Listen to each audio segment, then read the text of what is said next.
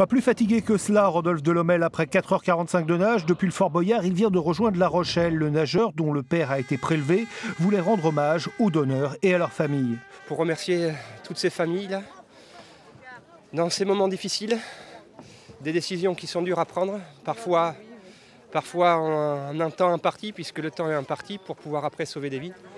Et ce geste du don peut être crucial, comme pour se greffer du foie qu'un virus avait condamné. Je n'avais aucun espoir de vie puisque les médecins à l'époque, en 2003, m'ont dit en début d'année que je ne verrais pas Noël 2003 si je n'étais pas greffé. Donc j'ai eu la chance de trouver un donneur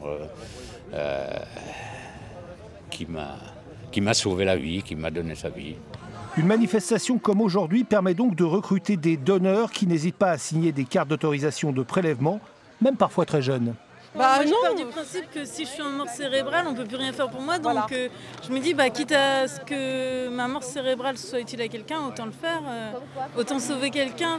Mais attention, avoir une carte n'est pas tout. Il faut aussi en parler à ses proches. Si la famille refuse, on ne peut pas prélever. Même s'il y a une carte. Même s'il y a une carte.